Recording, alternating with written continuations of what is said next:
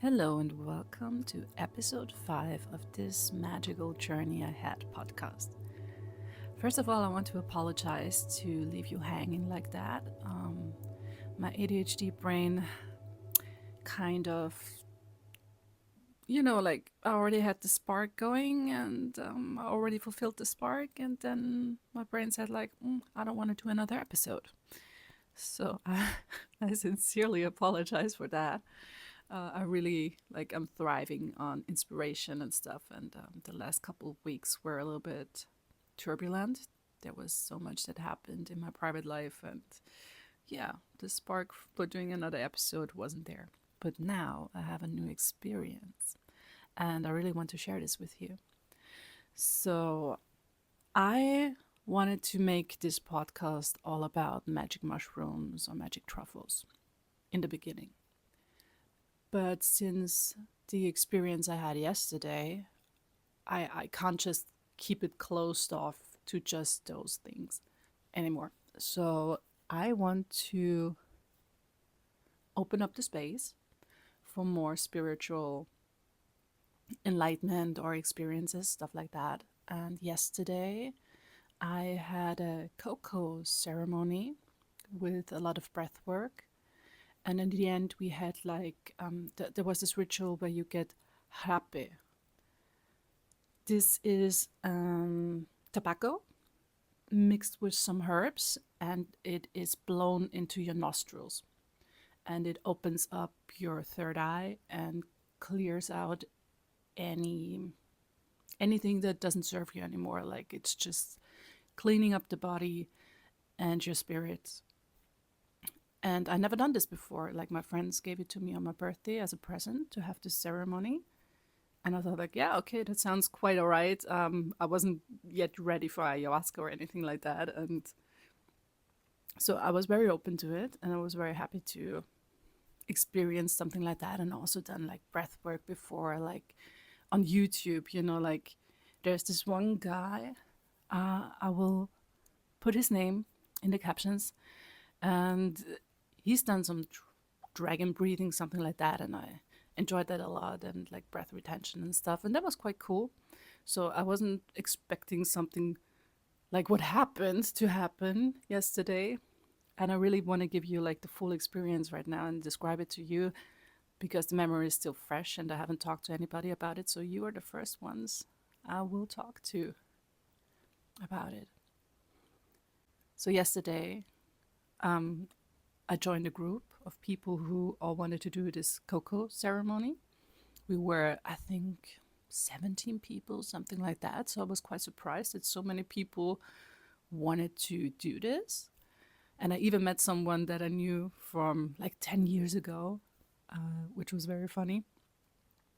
And we all, like, it's a ceremony. Like, there's parts to it. There's like, you get the cocoa and you put your intention into the sacred cocoa drink.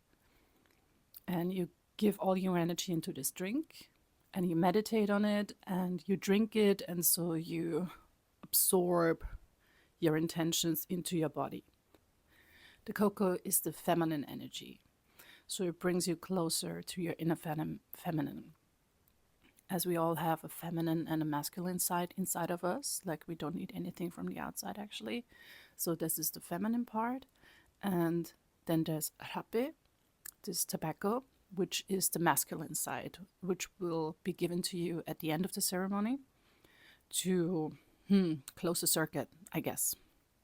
I hope you don't mind that I'm not very familiar with all the terminologies. So we had the cocoa part, then there was the breath work, and there was the tobacco. So after the cocoa, we lay down, had a little prayer, and we also warmed up the breath a little bit. And then these two amazing people started the breath work with us, like lights out, lay down. And we started to breathe in through our mouth and breathe out through our mouth. So it started slow, and then it got more intense. Like they asked you to breathe faster, and like you really, like your whole body is tingling at some point, and you lay there next to strangers, you know, but you're still so very focused. Like if you have a good guide, obviously it makes a lot of difference. So they tell you to focus on yourself and to be with you and experience everything that comes up for you and let everything be. You're allowed to do whatever. You're allowed to sum, you're allowed to sing, you're allowed to scream, you're allowed to cry, everything. So we did that. And at some point, like it was so funny because I was very happy that there were guys too, because usually this kind of spiritual stuff I often see more on the female side.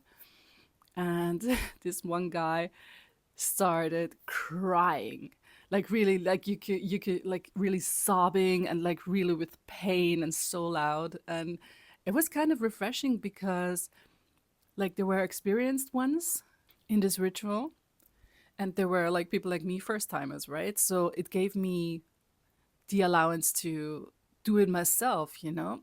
And the more you were breathing, I think we were there for an hour or something like that, and the guides were always talking to us, like telling us a little story, and you know, like getting us into the mood. Like we had a little visualization. um, the guide told us to go into the forest, which was for me surprisingly. I usually, when somebody tells me go into a forest, like imagine a forest, I always see like, you know, like with like coniferous trees. But this time, for some reason, I saw the rainforest, kind of a jungle thing. And the guide told us to get closer to the forest and see a small child appearing and getting closer to the child. And I'm already very in touch with my inner child, like we're besties. She's fully integrated, in my opinion. So it was a little bit strange because he acted like, okay, this child, like, does it look like you? Like, what does it do? And like, and I was like, okay, she's playing there, like at a waterfall, and she's by the water, and she's playing with some stones and skipping them and stuff like that. So I got closer, and then the guide said, like, this child is sitting under a tree, waiting for you to approach. And I was like, no, my child is sitting at the water and playing. And then I looked over, like in my mind, obviously, and tried to imagine like a child sitting on a tree. And this is the funny part. I saw a child sitting there, but it was like totally black, like really painted in black, like cut out of the world. And I do have a topic with my darkness at the moment, and with something that I would call venom, like you know it from the movies. So this is a totally different topic, but there is a part of me, like once when I was on shrooms, I looked in the mirror and I totally disappeared, like cut out, black, pitch black. Everything else was still in color, everything else was still visible, just me in the mirror.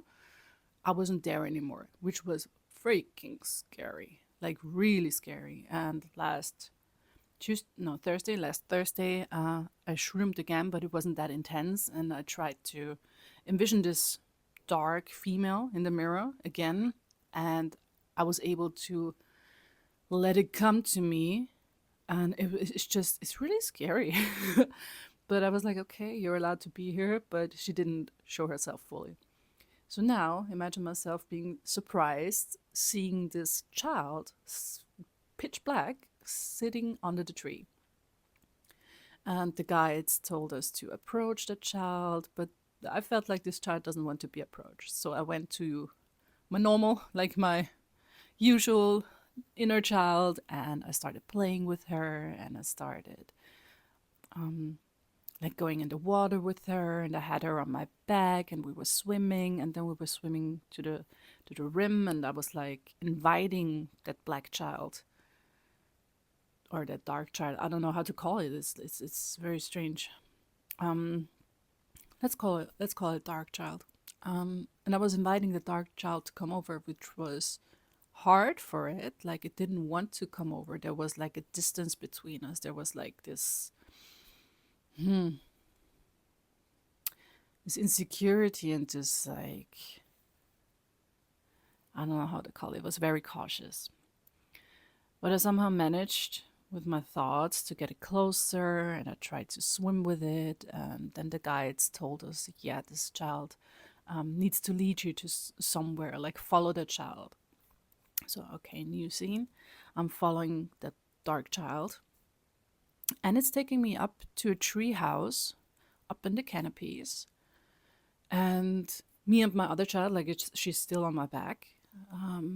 We're there in the treehouse with the dark child, and I feel like it's warming a little bit up. Like it's more like, okay, so you really want to see, like, this is what I want to show you. If you're open to it, like, let's see if you are able to listen to me. And that child was pointing to something on the wall, and I couldn't figure out what it wanted from me. Like, I couldn't read what was standing on the wall. I couldn't see clearly, and I was like talking to the child, like, I'm so sorry, like, I don't know what you want to tell me. I'm so sorry, I don't know what this means. Like, I'm not there yet. And then my little child from my back, like, she climbed down and she joined the dark child, and she was like comforting, I would say, him, honestly. I don't know if it makes sense, but the dark child felt like him, but doesn't really need to mean anything, I guess. But let's call him him. Let's let it be a him. And so she was comforting him, and she was like, don't be disappointed, like, she will get there, but not at the moment, and this is like a first step, and I'm here with you too, and you got my support, and let's just let it be how it is for the moment. And then the guides told us, like, this child is taking us to another place, and it's running through the forest, and you just follow it again. So my dark child, he went off and he guided me to a cave where he was also like located usually. Like, there was a fire pit, and he started playing with the sticks there and with some stones, drawing stuff in the sand.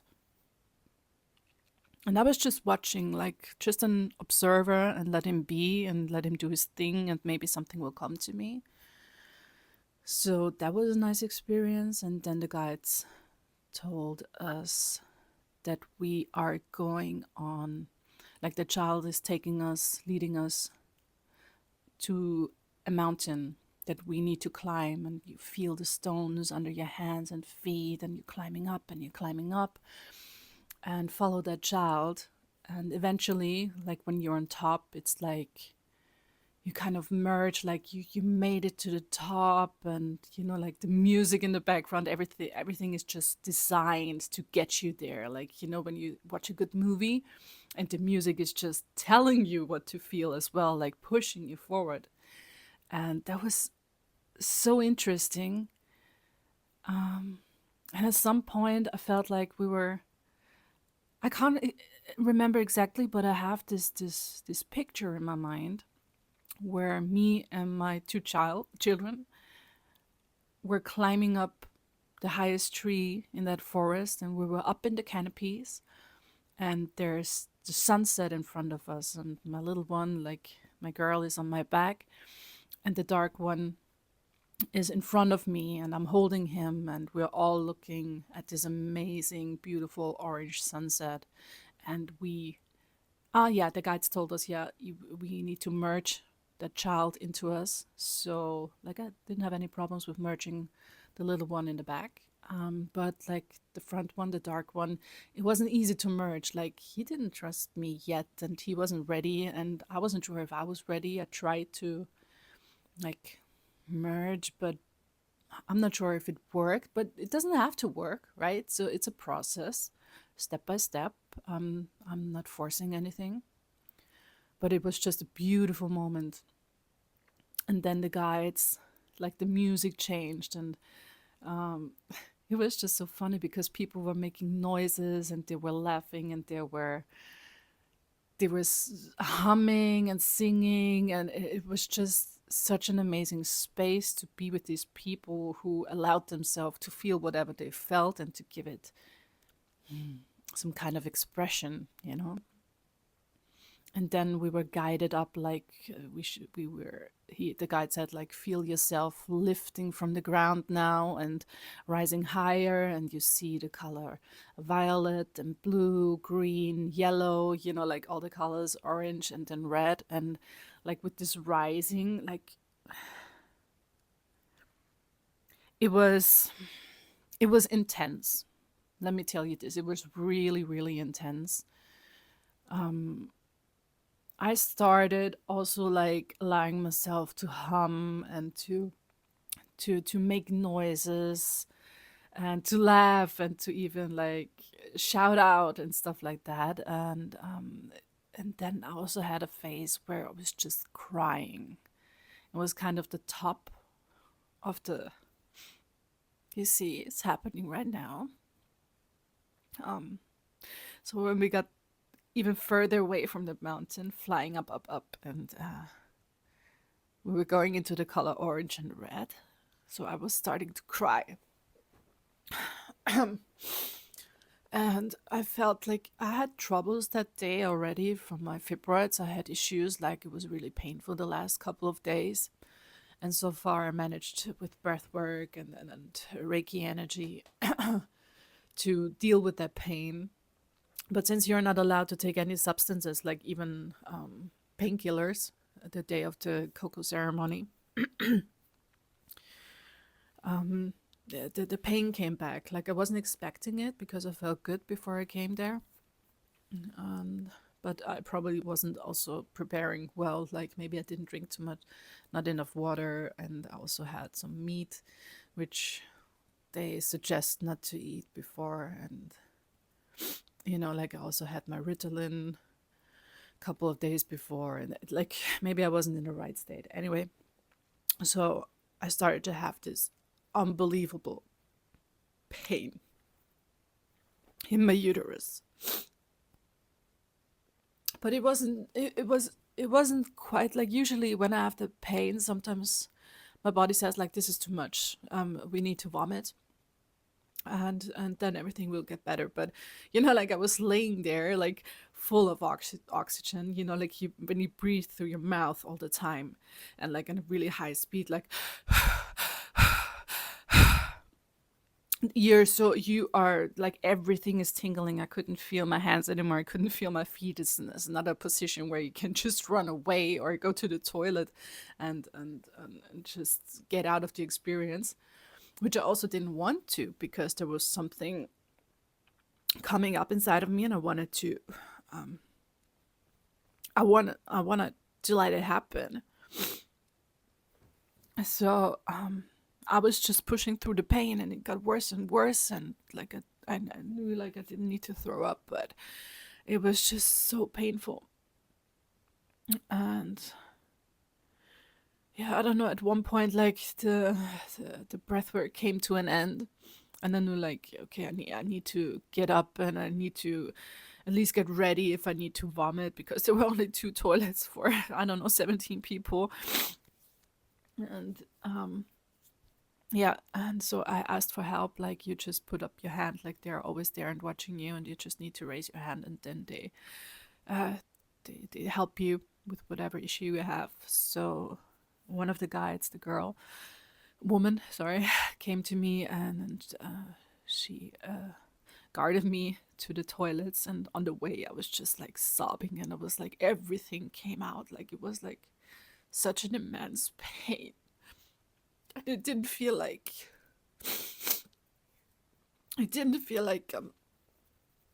actual like bodily pain. It was also like trapped emotions, and I could feel it so deeply. And she was there for me. You can't imagine like having someone, having a safe space, someone to hold you, and to say like, it's all right, let it go, whatever comes up, like with this kindness and with this love and with this non-judgment.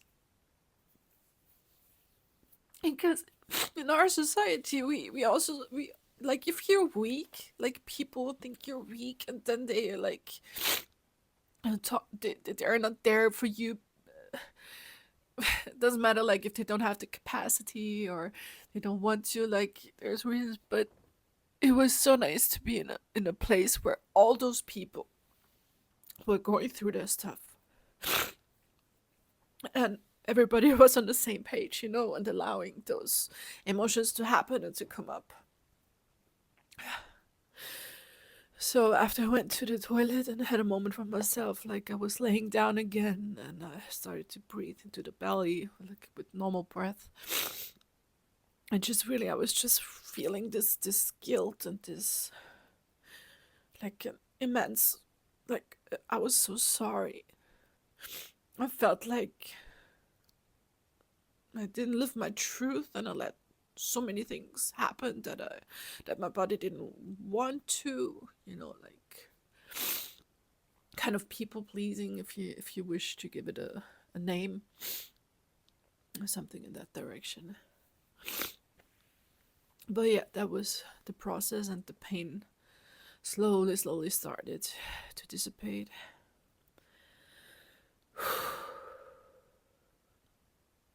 Yeah. And after the breath work, when everybody's coming down and then starting to feel their body again and like start to feel normal, they usually start to apply the rapé, the tobacco. And I was very happy that I was at the end of the line, because with that immense pain, I was sure like I can't take the tobacco, like I can't do the ritual. But by the time they were coming to me, I felt grounded. I felt settled. The pain has completely disappeared. And I was like, okay, let's do the full experience. And I thought like maybe it's like the tobacco doesn't really do that much, I guess. So I don't know what to expect, but the videos I watched before to inform myself, like everybody looked happy and it didn't look like anything. And they give you a bucket as well, like the whole time there's a bucket, and I was a little bit intimidated by that. And they were like, no, but the Arape, it's just like everything starts flowing, like it's something is happening in your body and you're supposed to spit it out and whatever. So when one of the guides came to me, I was like, okay, yes, I'm ready, I will do this. And he only gave me, because it was my first time, he only gave me half a portion, half portion than he would usually give, like. And so this is the process, like they connect to you and they have this appliance thing. It's like a pipe that goes both ways, like one blows in and on the other side the tobacco comes out. And it's antibacterial, it's antiviral, and yeah. And you breathe in, like you take a couple of breaths, and then you hold, kind of, you don't hold your breath, but like you block the nose, like you don't breathe in through your nose anymore, and you just hold it. Then it gets blown into your nostril in one, and after that you just breathe through your mouth all the time. Then the second nostril, they blow it in, and you just breathe through your mouth. And after the second one, you just focus on your third eye between your eyebrows. And after the first blow, oh my god, it was so, it was, oh, it was an awful feeling. It was like somebody shooting the spiciest chili up your nostrils, like in the back of your eyes, and I was just tearing the second like this tobacco hit me. I was like tearing, like breathing through my mouth. But yeah, and you immediately, like there's not the second delay behind this, like immediately you start to feel like very dizzy and things start tingling and stuff. And after the second shot, or the second blow, like I was just over challenged a little bit, but okay. And he was like, focus on your third eye, focus on your third eye. And you just, you're just completely in a state like you can't move, everything is tingling, you feel your feet are tingling, your hands are tingling. It's like Like, do you know when the outcome on magic mushrooms, when you slowly start feeling, oh, something is happening, and it gets more intense, and the peak until the peak. So imagine this process, like, because it takes a while, right? Imagine that in an instant of a second times 10 or maybe times 5. That was the feeling that I had. Like I wasn't able to move, and like when I focused on my third eye, which was a challenge, like I was just that's I can only describe it with a sound. It's like so yeah, and you start, like the juices are flowing. You start spitting out stuff. Like I'm very happy I didn't get sick and I didn't have to puke. But there were some people, they probably had a bigger portion. They were puking, and yeah, it was intense. Like it took me, I think, at least half an hour after that to come back. And like they give you so much time, and they're there for you, and they really, there's so much love in this room. And yeah, and they give you to drink and to eat, and you talk to other people afterwards about the experience if you wanted to. That was just something. So yeah, um, there are more ways to connect to nature and to yourself than just magic mushrooms. And for me, this experience was life changing, I have to say. Like, I can't even imagine if I ever did ayahuasca, which is a more brutal way, I guess. Like, it's a more forceful way. I don't know. Maybe somebody tell me in the comments. Like, if you've done rapé and if you've done ayahuasca and how you feel like the differences, I would be very interested in that. Like, let's start to talk. But for me, it was like I kind of don't want to go back to my old life. Like, I'm a little bit of a identity crisis now. Like, I need to integrate this now. But so much has changed in this 1 hour of breath work and the cocoa and the rapé. Um, I will figure out how to continue life like that and how to function in this society that we created, which is like, for me, it's now, it is just so unimaginable to go back out there and to be that robot again and to live in a society where we are not connected to nature, where we disrespect Gaia, Mother Earth, and where we are so ungrateful. Like, even for your breath, you need to be grateful, honestly. We are so disconnected, and I don't know how to integrate. I don't know how to go back. I don't know how to move on. Like, if somebody could help me with that, please do. All right, so this is it for today. Thank you very much for listening. Thank you very much for holding that space for this experience that I had. And if you have any questions, let me know. Thank you so much.